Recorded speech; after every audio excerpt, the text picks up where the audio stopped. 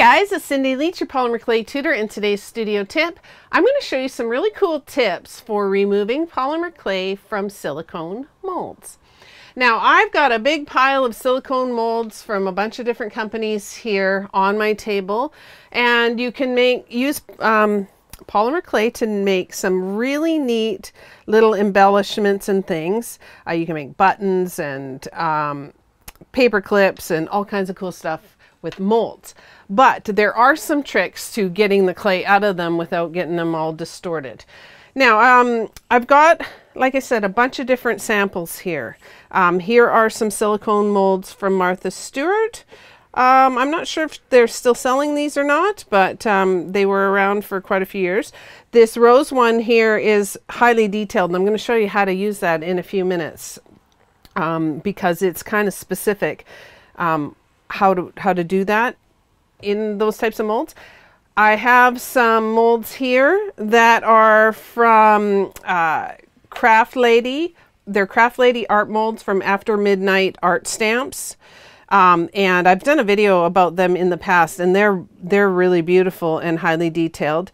Each silicone mold is a little bit different the way it's the type of silicone they use. Some are heat resistant, some aren't. There's other molds like this one here from Wilton, and it's meant for fondant and Gumpaste for cakes and that kind of thing, but they make beautiful polymer clay molds as well. You can get these in places like Michael's and that kind of thing. Now, here are some molds from Polyform. Some of these are old ones and some are not. I have a few here. No, just these two here I've got are from Polyform. And they've got lots of detail, and they have tons of different silicone molds. These molds here are these are old ones. These are from Amaco. So Amaco, the company that does a lot of pottery and that type of clay stuff, they also do some pasta machines, and they do some polymer clay molds and that kind of thing. I also have a couple of molds here that are from the guy, Terry Morris, that does the UV resin that we recommend all the time. He made these molds here. And then I have some molds that I have made myself over buttons and locks. Here's the one I talked about a while ago, put some liquid clay in it. These are some aquatic shells. Here's one's done on buttons and all kinds of different things. Now, there are a few tricks, like I said. You can, you put the clay in. It's best if you work with a clay that is quite soft and maybe even a little bit sticky. It goes into the mold a little bit better, and it comes out of the mold a little bit better if it's quite soft. If it's not soft enough, then you may need to use something like a clay softener. I have a video about softening clay, so you can check that out if you haven't seen that before. And you need to get them really clean before you put clay into them. This one here, for example, seems to hold on to the color, especially with some of the red clays. So you want to make sure that they're cleaned out really well before you use them. A baby wipe will work quite well to remove any staining and that kind of thing. You'll see that. It'll come out of here pretty good. Rubbing alcohol on a piece of paper towel will work pretty good. You just want to make sure that your mold is nice and clean. And then if you have any lint or anything in it, make sure to remove that using a piece of translucent clay. I have a piece of scrap translucent clay laying around that I used for picking up lint and that kind of thing, but it works great in a mold like this one. And you can just pick up any little bits, and it'll keep it clean and dry without leaving anything behind when you use a translucent piece of clay. All right, so now you've got your mold, you've decided to work on it. I want to show you something like this mold here. Now see that super fine detail here?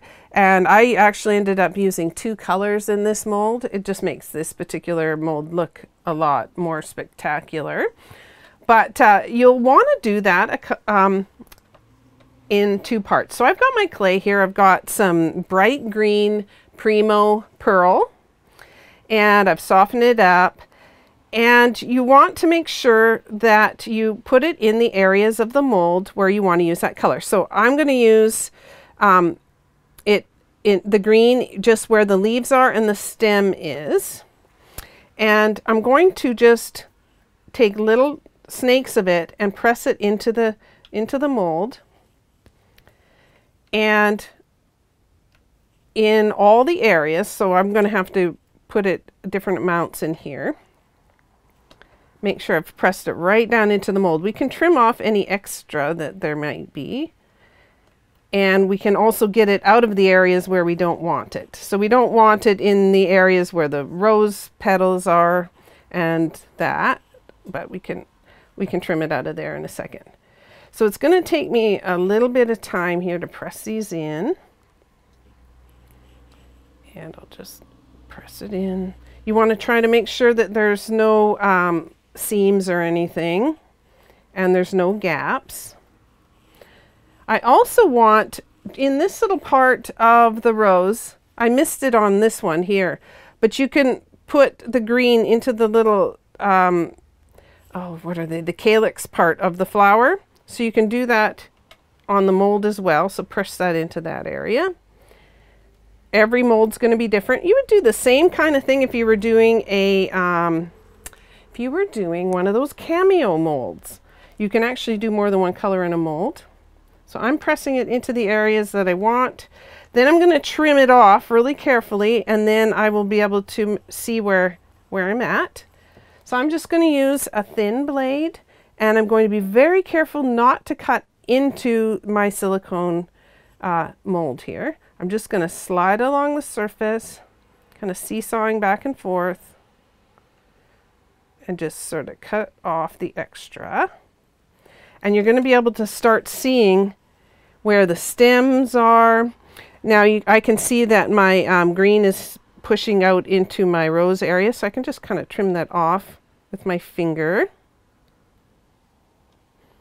and remove any of the extra green. Like that. Isn't this cool?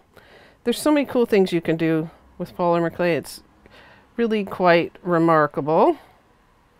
Now you can use these kind of molds for pouring resin in and stuff too. All right, so I have this pretty good. I want to make sure I don't have any extra green in there or in any weird spots. Pull that out. Alrighty. Now let's get some of the coral colored clay. Now this is this clay here is called what is it? Sunset Pearl. So I'm just going to take a ball of it, warm it up, and push it right into the area where the rose is going to be. And we can keep adding more. Like this. I will probably need to get a little bit more from here. I was playing around with it, making up some samples, and I used up more than I thought. But anyways, we'll get some in here. Oh, and I forgot to do this leaf. We better get back to that too. Well, what I think I will do, rather than have you watch me soften all this forever, I will just go and I will put the green in and come back, and I'll be right back. Okay, I'm back. Sorry about that. I just went and put the green in there, and I trimmed it out just like I did before with the other ones. And then I'm going to just put some of this coral color in this rose here. Now it doesn't matter if it overlaps a little bit onto the green because it's going to be the back. Just want to really make sure it's pressed down deep like that. And then we're going to, I don't want to have any caved in area at the back, so I'll add a little bit more at the back here as well. We can trim it off. So I've pressed it in really good, and we're going to trim that off from the back as well. Being careful not to cut the mold. And not to scoop down into the back either. You don't want to bend down and scoop it out too far. All right, so it's looking pretty good back here. I'm just going to kind of clean it up. And you can come in from around the edges and just make sure that nothing's hanging over the edges. It looks kind of bad if you've got kind of little feet on the bottom of your molded piece. So now that that is all nice and cleaned up, here is a great trick. So you want to use something that is shiny. So it can be a piece of glass like this. It could be a glass tile. It could be acrylic sheet. Something that's really shiny will grab onto something like this clay. So I'm going to just clean off this glass mat here with some rubbing alcohol so I know it's really clean. I'll just dry that a bit. And then what we can do is, rather than try to pop it out from here, if I try to pop out something as detailed as this, I'm surely going to break it. I'll never get it out of there. Trust me, I know this because I tried. But there's a cool thing that you can do. I figured it out by accident. But if you kind of just go around the edges and make sure it's all loose in there, then what we can do is we can stick it down to the glass. Make sure it's sticking down. And I'm going to start from the end that's the least vulnerable. So make sure it's kind of stuck down. So I'm going to start from the thicker end. I'm going to peel this up a bit. And it should stick to the glass. Should. There we go. It should lift from there. Relatively easy. I'm going to just pull it away gently. Sorry, I'll get my head in the way. There we go. So that came out nice and clean, except for some reason, this little guy did not want to come along with me. We can stick that back in there or forget about it. See that? So if you can do it, soften it up, you make sure it sticks there quite well, and you will be able to get it out. If you try to do it otherwise, you will really have a lot of trouble with it, and it's very, very difficult to get it out. But with a couple of shots, I was able to get it out on this one here and this one, and then this one mostly. So I hope that was helpful for you.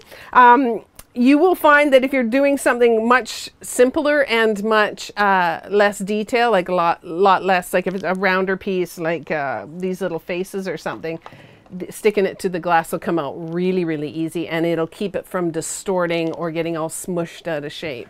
So try that tip.